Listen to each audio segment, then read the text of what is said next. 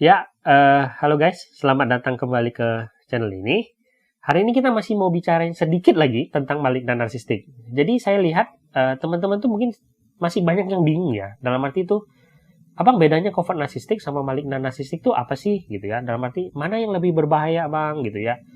Bagaimana membedakan antara covert narsistik dengan malignan narsistik? Jadi hari ini kita mau bicarain ulang sih sebenarnya ya.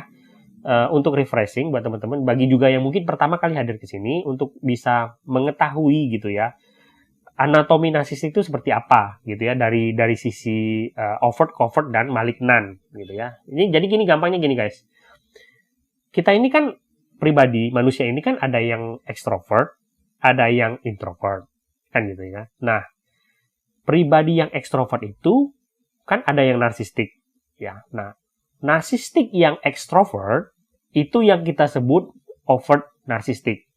Artinya apa? Seorang narsistik yang kita bilang narsistiknya tuh kelihatan banget gitu. Dia arogan, dia berusaha mendominasi orang lain, dia self-centered, itu kelihatan banget.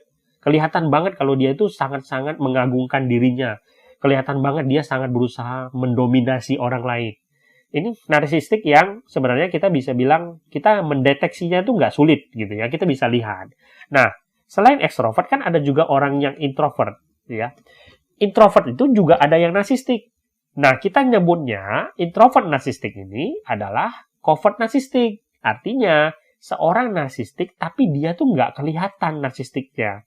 Orang-orang seperti ini yang kita banyak bahas ya di channel ini ya. Dalam arti itu mereka-mereka yang biasanya playing victim, manipulatif, mereka bermain lebih halus dan kita bilangnya lebih berbahaya gitu ya, lebih mematikan lah ibaratnya karena kita nggak bisa lihat mereka kan secara langsung.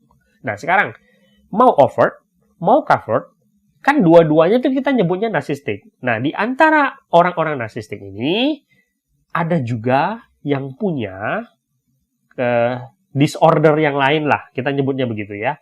Ada juga narsistik itu yang punya mau covert mau overt, mereka tuh juga punya sifat psikopat kita ngomongnya kemarin kan, antisocial personality disorder, mereka juga sadis, mereka juga paranoid gitu ya. Nah, narsistik yang ini ya kita sebutnya malignan. Jadi mau dia overt mau dia covert, ketika dia punya sifat-sifat lain ya psikopat tersebut, itu yang kita sebut malignan, yang kita bahas di video inilah pokoknya. Oke? Jadi sebenarnya guys, gampangnya itu adalah ketika misalnya kita nyebut nih, itu orang malignan narsistik, oke?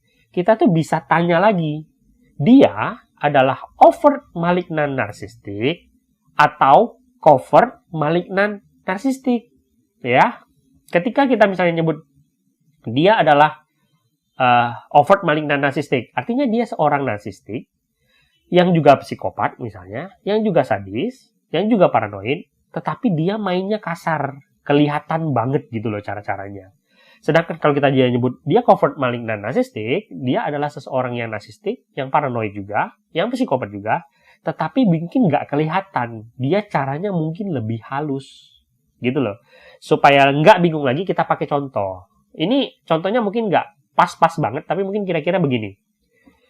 Kita melihat overt malignan narsistik, contohnya apa bang? Kita bisa nyebut perampok misalnya. Gitu ya. Perampok itu kan dia juga self-centered, artinya dia cuma peduli sama dirinya, dia ngambil milik orang lain, dia sadis, ya kan, dia nggak peduli milik orang lain, dan dia melakukan itu dengan cara yang kasar kan, hanya benar-benar langsung ngerampok aja, ngambil aja milik orang lain.